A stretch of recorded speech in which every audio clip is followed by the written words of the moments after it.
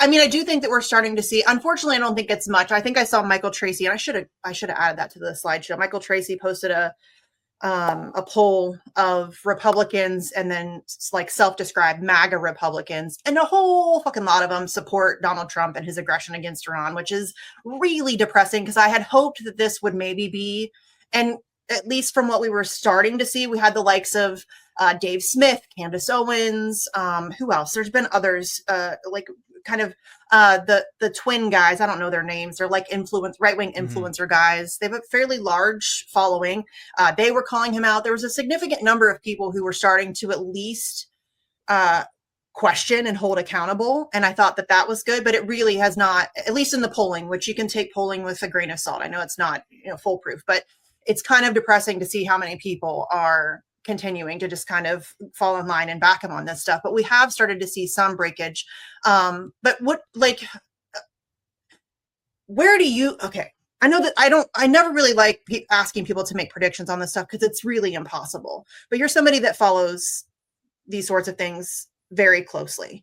And I think that there are a lot of people who are scared, and rightfully so. This could really go bad very fast. So do you think that this ceasefire is going to be, they're going to stick to this thing? Do you think Trump is going to back out of this? Where do you see this heading from here? When it comes to this particular conflict, I don't know. I don't want to say I have no idea, but it's really hard just because everything happened so quick. And I think one reason why that poll that Tracy shared, I'm not sure exactly when they took it, but I think the fact that this didn't turn into full-blown regime change war was why a lot of MAGA people were like, oh, trust the plan. It worked out, whatever. Even though, again, the whole thing was totally unnecessary and insane escalation, cost a whole bunch of money. A lot of people got killed. But that's the way it goes. And that's what happened after Soleimani. A lot of people were against that, but then it didn't turn into anything big. And then the lesson that Trump learned from that was, I could hit Iran and they're not going to do much back.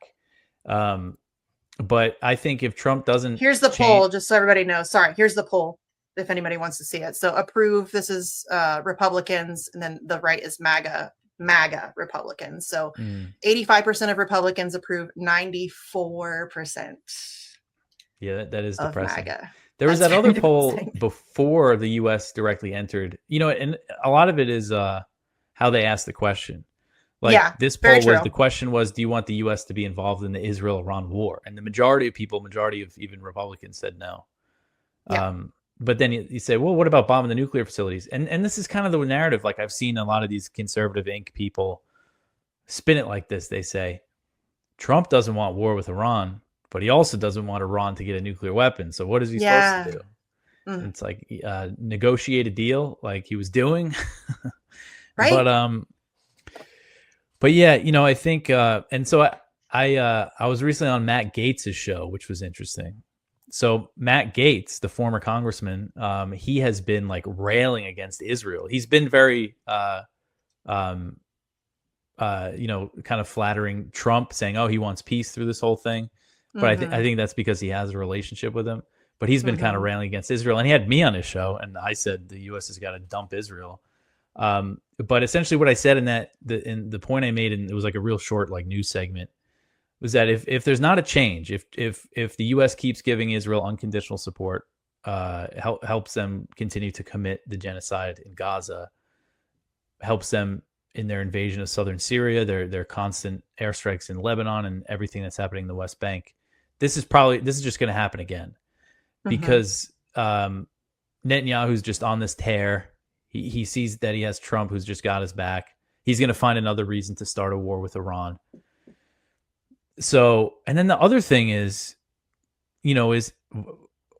can they get their nuclear enrichment program going again? What is Iran going to do right now? Because, their parliament just passed a bill to end cooperation with the IAEA, which is the UN's nuclear watchdog. And they're saying that they're going to get their nuclear enrichment program up and running again. And it's a civilian program, by the way. It's not. Yeah. It has never been weaponized. Iran essentially has the ability to make nuclear weapons if they want to, like any country with a nuclear enrichment program that doesn't have nuclear weapons, which is several countries.